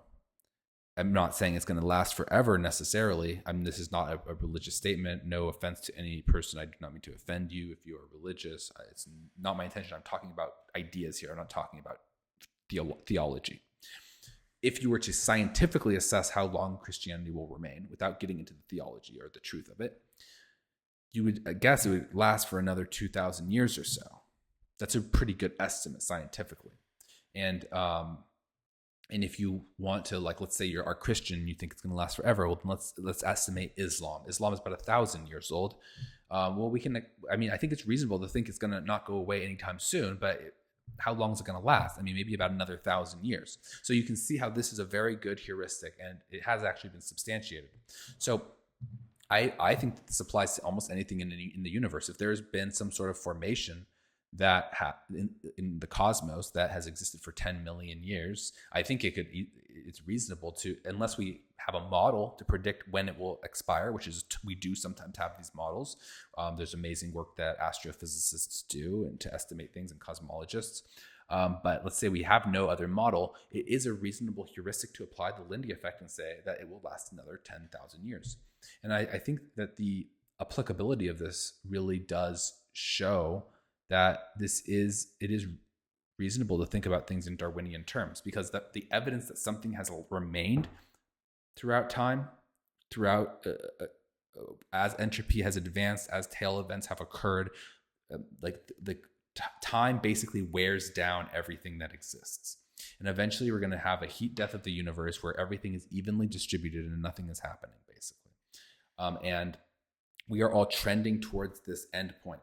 And the fact that through the forces that push us in that direction, things have remained intact despite that, it shows that they are resilient to a variety of different forces that they will come across time. And given that, it indicates that they have some level of fitness. And like, for example, if there's a structure in space and a meteor hits it every 10 years and it has lasted for 100 billion years or something, right? Okay, then it's pretty resilient to meteors. Now, if there's something that's existed for 20 years, this structure in space, and got hit by one meteor, I mean, you don't know, this thing could be about to fall apart. like it could be like borderline there. And if something has never withstood a meteor, it's only been around for 5 years, has never got hit by a meteor, you don't even know, like this satellite, this substructure in space, you have no idea if this thing that you just put up in space is going to be around after it's been hit by a meteor. So this is just like way more ways of thinking about it. Anyway, let's continue listening. Of your views on consciousness, because that's another place where I would say we radically disagree. Yeah, well, I don't know that you understand my views on consciousness if you think that, but we can get there. I think there's a subjective dimension of reality that is undeniable. In fact, I've said, for instance, that consciousness is the one thing in this universe that can't be an illusion. It's the only thing that you can be absolutely sure exists at this moment, in the sense that... I actually like another claim that you make. Okay, that I completely disagree with. Consciousness is... Anyway, let's just continue. Let's continue, and then we'll address that. Better, that's related to that.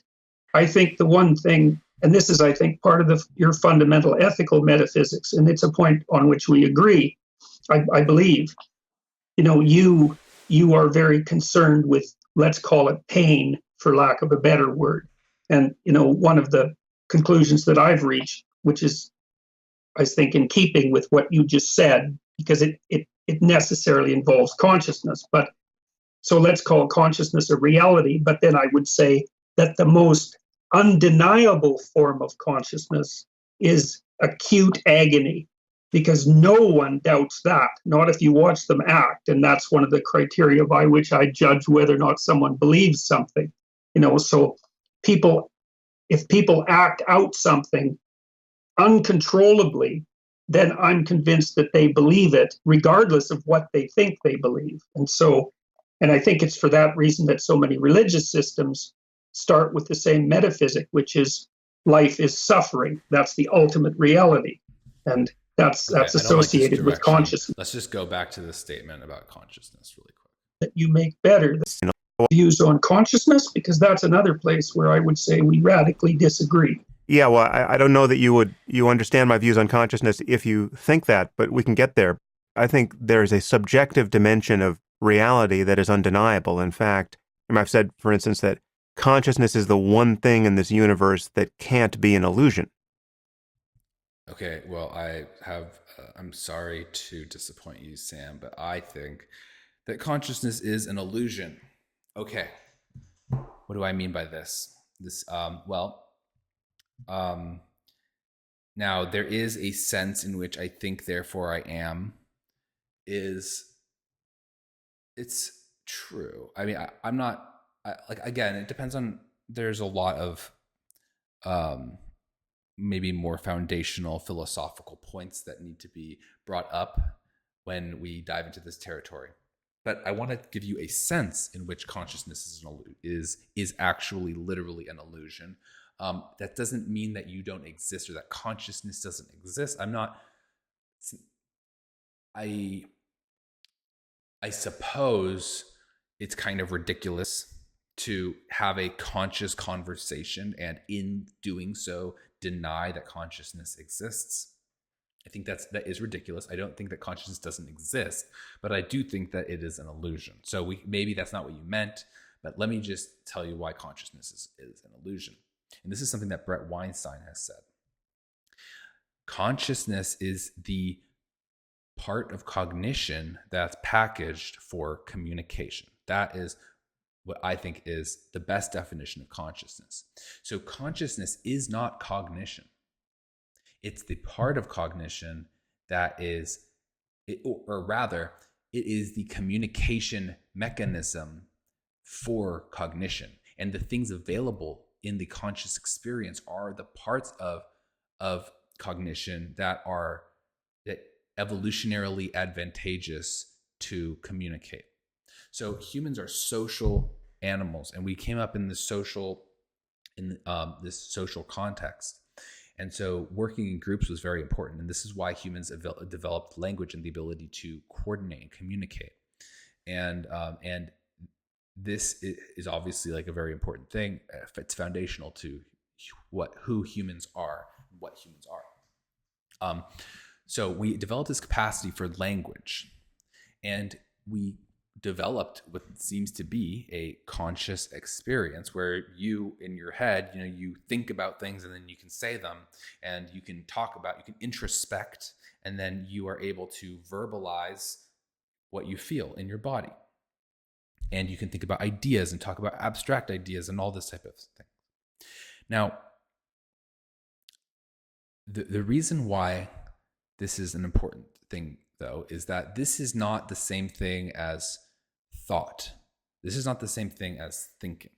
So we have no reason to believe that, for example, other animals have a conscious experience in the same way that we do. You can make certain arguments, maybe for great apes having some level of consciousness, and you can go down the list. But there's plenty of animals where we really don't have a reason to believe that they have a significant conscious experience.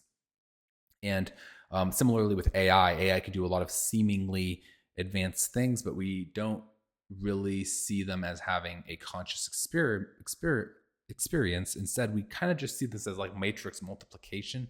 Maybe there is some sort of internal experience for the computer multiplying matrices, but at the end of the day, that's kind of hard to imagine and hard to argue, because at the end of the day, it's like we could have multiplied matrices anyway without having AI, and we wouldn't have thought that would have a thought process. So it's hard to see why, like, let's say you're in the middle of a forward pass of a neural network and you're halfway through that. Is there like some thinking going on and some kind of like thought process in that phenomenon?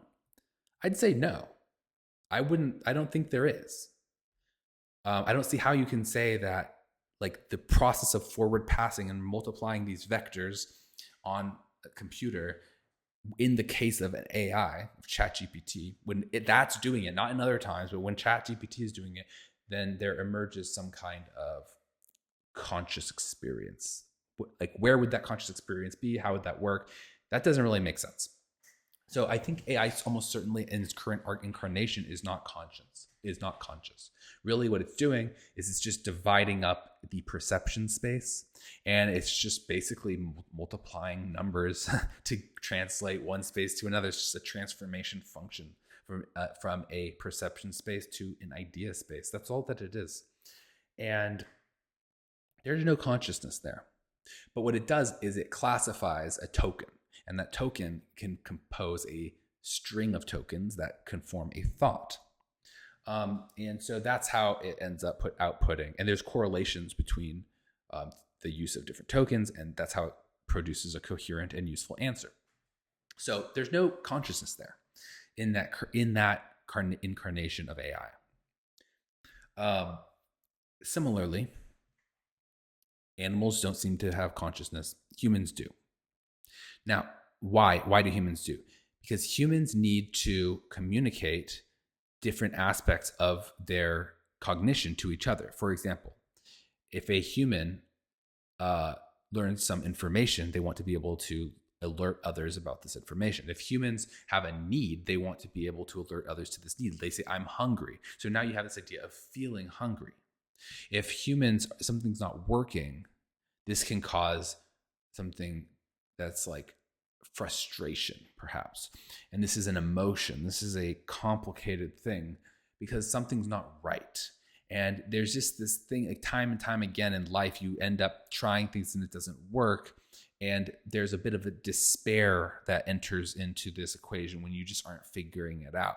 And this is a very useful concept to understand. And, it causes you to kind of like give up sometimes, to stop stupidly trying the same thing again and again that doesn't work, and like kind of just, like despair and like, maybe push things a bit harder and kind of, start to reassess things. And this is something that also can be useful to communicate if that's where you're at. If you're trying something again and again and it's not working and things are just not going the right way, not as you expect, like you constantly are wrong about things, right? It seems like you should be kind of apprehensive about continuing the status quo. And you can see how like these emotions start to emerge, and they start to kind of push a constructive behavior. And then you're also able to like introspect and understand that you are behaving this way, and you're able to communicate the reasons why you're behaving this way. And so you can say, I'm frustrated, I'm mad. And they say, why? And they say, oh, because this person keeps taking my stuff. And then it's like, okay, well, why is that? Like, why are you unable to prevent that? And you can see how these types of things are very useful, not only as a cognitive construct, but then to actually communicate, look, I stopped going to this event because I was mad at the organizer, right? You can say something like that. And that now is a very useful communication. That's a very useful thing that you can communicate. You can, and as I was saying earlier, you can communicate that you're hungry. You can communicate base needs. There's all kinds of things that are part of your cognitive function that you are able to actually introspect and articulate. And in that process, you are sharing things that are very useful for human survival. And so, the point is that is actually not your thought process. That is the communication mechanism for your thought process. So like, for example, I want to give one more example. Let's say that you're hungry. Now, your body will do all this energy metabolism. There's all these enzymes and an electron transport chain, and there's these hormones, and it manages all for you, all digestion. You don't have any access to that. Like if you eat an apple, it's now out of your mind. You ate it, and there's just, you don't know what's going on with that apple. And the nutrients in that apple, you have no idea. That system is doing a lot of smart, intelligent things. But it is, it's not even subconscious, it's non-conscious. Maybe there's a word for that. It's not entering in your conscious experience. And so what that means is that your conscious experience is getting signals as needed from other processes in your body and in your psyche. So for example, if you're hungry, you'll get that hunger signal. Then you're aware of your energy metabolism needs, but you're not always aware of what's going on in that system. If you eat a rotten apple and then you feel sick, now your energy metabolism system will send you another signal, a stomach ache, a pain signal. And so these things will give you information as needed about what's going on in your body, but they're not going to be part directly of your cognitive system in your conscious experience. And so, like, for example, though I'm touching my finger, this is also going on in my body. I'm touching my finger right now. I feel this. This is something that is considered to be useful information to have direct access to, this tactile feeling. So that it goes straight to my conscious experience. But something like hunger pains, it's not something, we don't always need to be thinking about those processes. There'll be like very high level signals that'll be sent, but there's a lot of processes going behind the scenes in your immune system, in your digestive system, and in your brain. A lot of things you don't know about that are happening in there.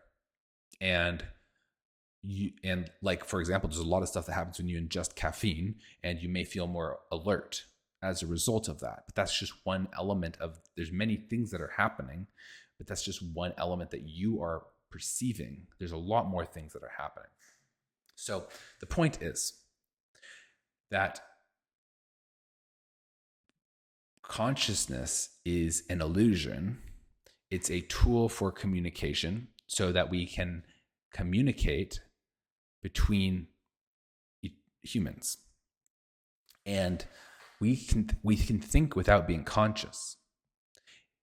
It's just that when we need to communicate that, we have that loaded into our conscious experience so that we can execute the communication function. And we can talk about the value of doing this more later, and how basically humans kind of can act as like a distributed computer. So have a bunch of nodes that could work on a single workload and distribute and parallelize this work so that we can do stuff a lot more effectively with a lot higher brain power. We can talk about that. Let's not go down that rabbit hole. The one thing I want to say is I want to reference a bit of scientific experiments when I make this explanation. So they've done studies and they've shown that, like, when they show images to people, the brain actually registers the image prior to it entering into someone's conscious experience. So if someone doesn't know that they have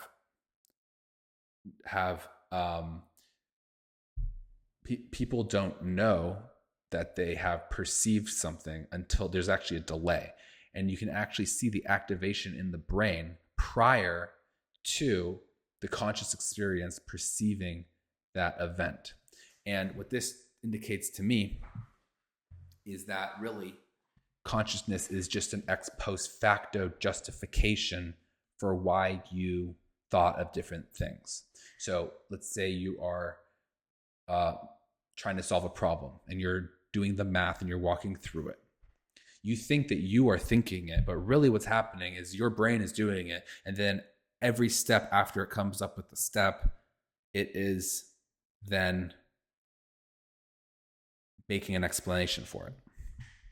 And when you are deciding whether you want to eat donuts or not, really what's happening is you feel, and I think Sam Harris would agree with this because he doesn't believe in free will, but it's your brain is deciding to eat the donut or not eat the donut. And then it feels like there is this agony and you're trying, and you have this experience as if you're going through this and making this decision, and you are, but it's just not the consciousness that's doing it. It's actually an underlying mechanism, and the consciousness is just explaining and providing a delayed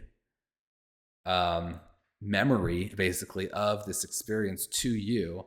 And it feels as if you did it because you did do it, but it wasn't because of the conscious experience. You could have gone into it. You could have had a similar experience without consciousness. Like an animal can go through a lot of these similar experiences. They can figure things out. They can problem solve. They can plan. They can do a variety of different tasks.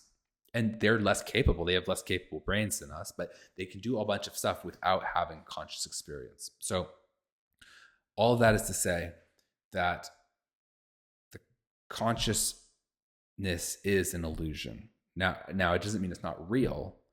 It's a real illusion. It's a real phenomenon, but it is an illusion because when you think you're having conscious thought, I think all the evidence points to the fact that you're not actually having thoughts executed in your conscious mind. Your conscious mind is an ex post facto articulation or justification of what actually happened in your brain.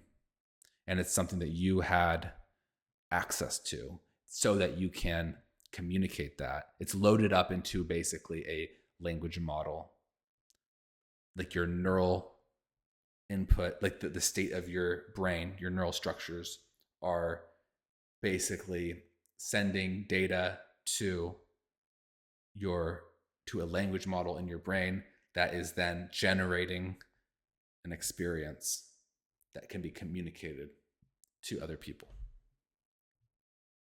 It's the only thing that you can be absolutely sure exists at this moment, in the sense that I actually like another claim that you make better that's related to that. I think the one thing, and this is, I think, part of your fundamental ethical metaphysics, and it's a point on which we agree, I believe. You are very concerned with, let's call it pain, for lack of a better word. And, one of the conclusions that I've reached, which is, I think, in keeping with what you just said, because it necessarily involves consciousness. But so let's call consciousness a reality. But then I would say that the most undeniable form of consciousness is acute agony, because no one doubts that, not if you watch them act. And that's one of the criteria by which I judge whether or not someone believes something. So if people act out something uncontrollably, then I'm convinced that they believe it, regardless of what they think they believe. And I think it's for that reason that so many religious systems start with the same metaphysic, which is life is suffering. That's the ultimate reality. And that's associated with consciousness, certainly. But it's more precise than that, because maybe you can doubt whether you're happy, but it's very difficult to doubt that you're in agony and have that actually work.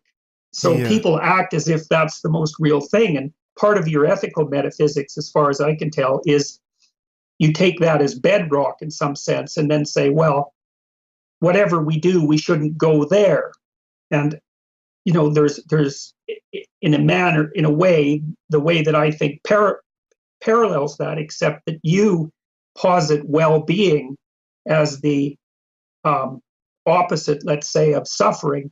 And this is something I really want to talk to you about, because I think there's a paradox in your thinking, and I could be wrong, but tell me what you think. Let's wait to get there, because this is a different topic. I definitely want to get into morality with you. Okay. And that's all ripe for discussion. But this conception of truth, I think we have to nail down, because it just seems to me undeniable that there are facts, whether or not any of us, any existing population of human beings, are aware of those facts. So before there was any understanding of the energy trapped in an atom, the energy was still trapped in the atom, right? And the Trinity test proved that beyond any possibility of doubt. So prior to the bomb going off at Alamogordo, you had some of the world's best physicists not entirely sure what was going to happen. They had an educated guess about what was going to happen. I think there was a betting pool on the question of just how big the detonation would be. There were some people who thought that nothing would happen. They would actually fail to initiate a chain reaction. The point is that there was a kind of a probability distribution among the smartest people over the range of possible outcomes there. So this was a linguistically mediated conception of what was true at the level of the very, very small in physical reality. And we got more information once we saw that bright light and mushroom cloud. And now the conversation continues. But it seems to me that a realistic conception of what's going on there, and really the only sane one, if you look long enough at it, is that our language didn't put the energy in the atom. It's not because we spoke a certain way about it that determined the character of physical reality. No, physical reality has a character whether or not there are apes around to talk about it. Okay, so look, everything you said there, I agree with it. I guess my one objection to that is is it true enough objection? So, Okay, wait, hold on. Okay, now just getting back to the discussion they were having. So, the issue with the nuclear weapon. Yes, it was technically true all along, I guess. And we don't know how true it is, actually. We don't know the extent to which that is a true conception of how we ought to think about things. There seems to be some level of truth that we can have a decent amount of confidence in for a variety of reasons. We're not 100% sure about it, but okay. But technically what is true on some level is true. Okay, fair enough. But when you talk about that, you're talking about it as if you are the narrator. You're kind of like taking a step back and you are saying, okay, there's some truth out there and we just need to find it. And that truth is always true, which is fine. It's a fine way of thinking about it. It's almost like to even say that is boring because it's so obvious. Everyone thinks about it that way. This is a natural way of thinking about it. And sometimes that's good. Sometimes a natural explanation is good. However, the issue is that, again,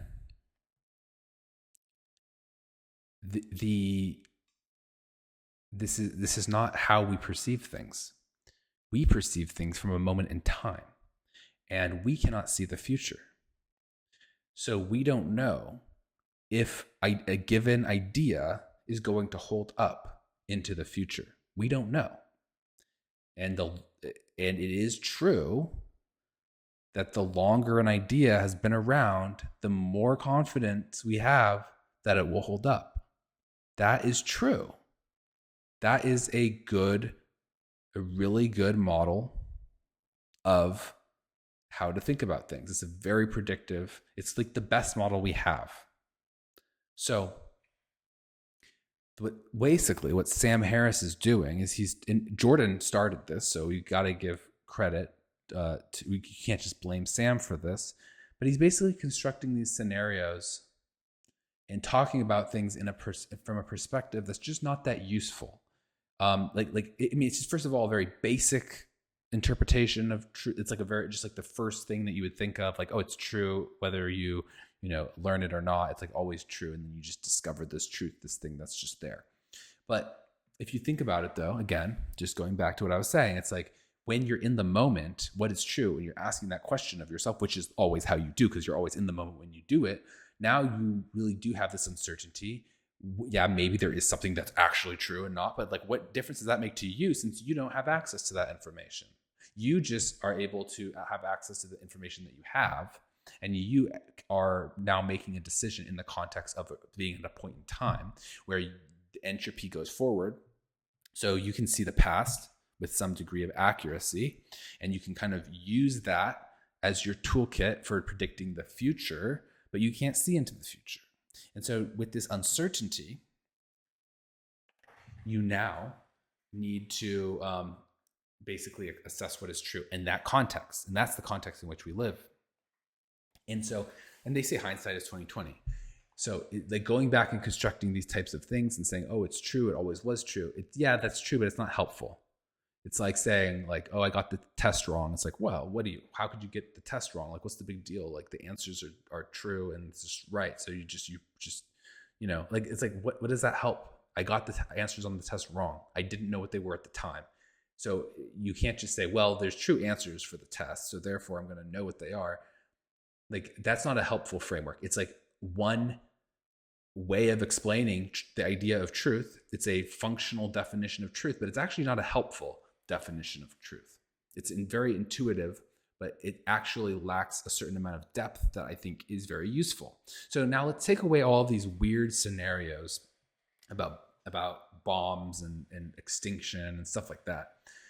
And let's just actually try to apply Jordan's principles to the question of religion and philosophy and moral philosophy. I think it's very well established that an old idea is, in some sense, you can have a higher confidence in how true it is. Therefore, it makes a lot of sense and there's also a degree of scale. The more that something has been tested and has not just been in kind of like an isolated sandbox across time, there's time and scale. Both of these are important components. The longer the idea has remained intact and has been functional and aided in the survival of the species, the more true it is. I think that is a good justifiable thing. That's a justifiable statement. And I think I have laid out a bunch of reasons for why that's true. Now, if you apply this to religion, you end up rejecting the philosophy that Sam Harris made up for his book that he just kind of invented. We don't know if this actually is useful to anyone, if this is a functional model that leads people to thrive. And we end up kind of probably coming to the conclusion that it's probably not true in any sense.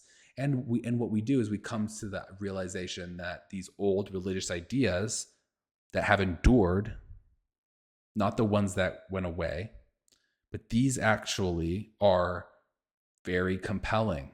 These very much could be true. And that leads us to be very likely to accept religious beliefs. And I think that this is the predictive power that Jordan Peterson's theory has. That I think this is like where Jordan Peterson's theory becomes more useful than Sam Harris's theory. And so these dumb edge cases basically are nonsensical. They don't shed light on anything. But what happens is when you kind of go with Sam Harris's model of truth, unfortunately, you're just actually not able to answer questions. I mean, I'm sure he would disagree and he might have some good counter arguments here, but you're basically unable to answer questions about things that are too complex to apply scientific or rational thinking towards. And there are a lot of questions that you cannot apply these methods towards. He applies it towards moral philosophy. I am almost certain he does it erroneously and makes mistakes and basically comes to the wrong conclusion. But I would hear him out on that. However,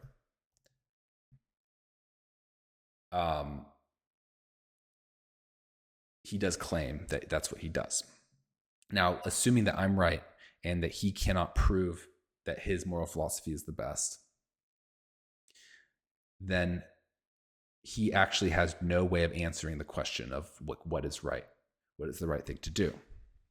And this is where Jordan's philosophy comes very in handy, because it acknowledges the limitations of our understanding and it still gives us a way of assessing the truth behind basically like how we should think about the world on in a philosophical way. So let's keep listening.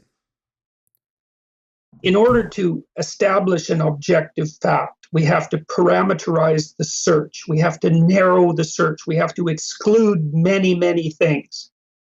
And I think sometimes when we do that, we end up generating a truth, and I would say it's a pragmatic truth that works within the confines of the parameters that have been established around the experiment. But then when launched off into the broader world, much of which was excluded from the theorizing, the results can be catastrophic. And I would say that's akin to the problem of there's operationalization, right, where you reduce the phenomena to something that you can discover and discuss scientifically. And then there's generalization back to the real world. And one of the things that you see happen very frequently is that the operationalization succeeds, but the generalization is a catastrophe. That's very frequently the case with the application of social science theories to the world. Okay, because they leave so much out. Okay, so let's just focus on this claim or this concern about certain forms of knowledge or certain descriptions of the world leading to catastrophe. Now, I completely agree that that's possible, but it doesn't mean what you seem to think it means here. So okay. This is interesting. Let's listen to this at another time. But it is getting pretty late here, so I don't want to listen to this whole thing. I went on a lot of tangents, so we didn't get through much of this. I'm not sure if Monday I'm going to continue on this series with Jordan Peterson and Sam Harris, but it's certainly on my list to continue listening, because one of the things is I kind of think I already said most of the stuff I have to say about this.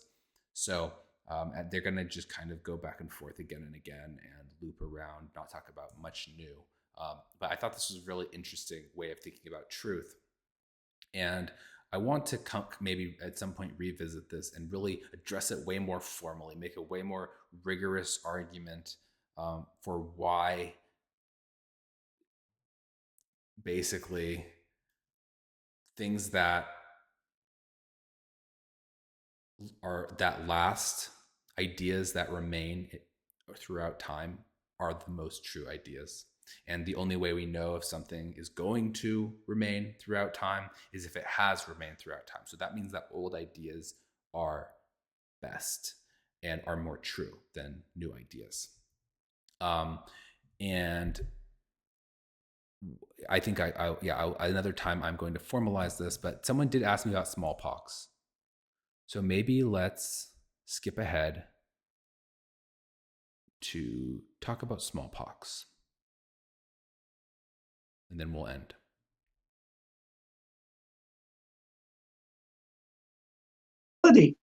Deeply flawed in its, let's say, the way we used it, morally. We didn't know enough to correct for human stupidity. Right, exactly. Yeah, so we want to know more. That's it, exactly. But none of its falsity migrates back to the biology that described smallpox. You can't then. Oh yeah, in case you couldn't tell because the screen is really small, what I did was I just skipped ahead to the part where they talk about smallpox. So let's see what they have to say about smallpox. Because somebody in the comments in the last episode asked me, what do I think about Jordan's inability to answer Sam's argument about smallpox? Smallpox. You can't then say, well... Sure, I could. I can say, well, you shouldn't have been looking at the biology of smallpox. Sure. You should have been solving the problem of nefarious scientists. Okay, but that's just to say that certain truths weren't worth knowing, or they... Hold on. Let's go back a little bit further so we can know what he's really arguing. Where the claim that you're making is valid, but I'm not concerned with the micro examples. I'm concerned with the macro examples, the totality of the theory of fact and truth. The macro example is no different. So if we take the macro example, where you take all of molecular biology and all of science and all of human history, summating to a moment where some nefarious person synthesizes smallpox on the basis of an accurate understanding of how to do that, not an inaccurate one, right? Accuracy here is just a fudge word for truth. I would say that our science was insufficient insofar as it didn't manage to deal with the fact that we have nefarious scientists. Sure, it's insufficient. Right, but that's a big problem. Okay, it's a big problem. So you say, it's the biggest problem. That's factually true, and I would say, yeah, it's factually true. So I don't even know why they're looping on this example. This is not anything new. The hydrogen bomb example was exactly the same as this. Basically what they're saying is, okay, well, what if someone accurately synthesizes smallpox and then kills everybody? But it was accurate in their way of, they did it accurately. Then that was true. It's just not worth knowing that. And so apparently Jordan doesn't have an explanation for that. We don't need to listen to the whole thing right now. The answer to that, to the commenter, thank you for asking the question. The answer to that is, if smallpox makes everyone go extinct, then let's say it didn't. The smallpox didn't make everyone go extinct, then that means that it actually increased the fitness of the human population, because now people are no longer susceptible to smallpox. So they endured this event. Now they have an immunity and they have moved on. That's one scenario. Now, if it leads to the extinction of a human population, that's only something that can be known after the fact. So when we're discussing this as if this has happened, and yet we're positing that it was true, and yet but now everyone's dead, but we're not dead, and we're having this conversation. You see how this is actually a contradictory scenario. This is like a paradox. It's like having a square circle. This is a nonsensical situation. It's an edge case that really shouldn't even be considered when you're discussing this theory. Basically, this theory is useful in predicting the answer to questions that we don't have scientific methods for discovering. So we can use science and we can collect evidence and we can answer certain questions, but then there's certain questions where we cannot run scientific experiments. And these complex questions can still be answered through having a more sophisticated view of truth. And even though there's a lot of unanswered questions in order to, for example, derive your understanding of Christianity or religion, even though there's a lot of unanswered questions along the way, there's literally no evidence one way or the other. There's a lot of unanswered questions, and there's apparent open questions and question marks and weird things that you could think about when you go down that path. There's a bunch of holes in our understanding, but yet we can still assess the truth of that claim by other means, through other means. It's not going to be scientific. It's not going to feel the same as doing it through scientific means, because science is just one tool in the toolbox. There's a more sophisticated definition of truth that is Darwinian in nature, and it basically applies the Lindy effect and says that old things have survived the test of time. They have survived the advancement of entropy, and they have endured tail events and black swans. And therefore, they are increasingly fit. They cause for the increasing fitness of the species, and therefore they are more true. And there's a lot of reasons for this, and I've talked about this throughout the stream. There's a lot of reasons to believe this is true. And new ideas have just not proven that, and so they are less true. And so this way of thinking can give us answers to things that cannot be scientifically determined. And you don't have to think of it this way, but then you're just not going to be able to answer these big questions, like what is the truth of religion? And I think that looking at everything from a universal Darwinian lens is entirely reasonable. It's actually super compelling. And the smallpox scenario is a nonsensical edge case. It's paradoxical. It doesn't make sense. It's self-contradictory. It's a linguistic trick. It sounds like a reasonable question, but in fact, there is a impossibility there. We, as the observers of the scenario, are observing all humans be extinct, while we are actually humans ourselves and not extinct. That is an inherent contradiction. So if we were actually having this conversation in reality and everyone else was extinct, that would not be the same thing. Then you can say, what doesn't kill me makes me stronger. Then you can say that actually smallpox increased the fitness of the species. But until then, until humans have gone extinct, you can't say that it wasn't true. And if humans are extinct, we can't be having this conversation. So you see how it's weird. And now I know what you might be thinking. You might be just really resisting this idea because you just hate it. You just hate this idea. And I'm sorry, it holds up. It just does. But you hate this idea. And so you say, well, what if smallpox caused us to almost die? And so then we had this conversation. And then we thought it was true because we didn't all die. And then there were so few people, then a meteor came and struck us out and killed us. Well, what I would say is we would have thought it was true and we would have been wrong. And what would have happened is that then we would have all died. And that would have been largely because of smallpox, because it made us vulnerable to this event that wiped us all out. And then you would, with that knowledge, you could, then now we're back to square one. Now that we know that we got wiped out, it wasn't true, but we also couldn't be having this conversation. So even contributing, this is just not a simple thing. It's a very contradictory, confusing, linguistic mess of a scenario. And there's just no point of even talking about it. I think we should just, instead of trying to find the problems with it, let's look at all the great reason to believe in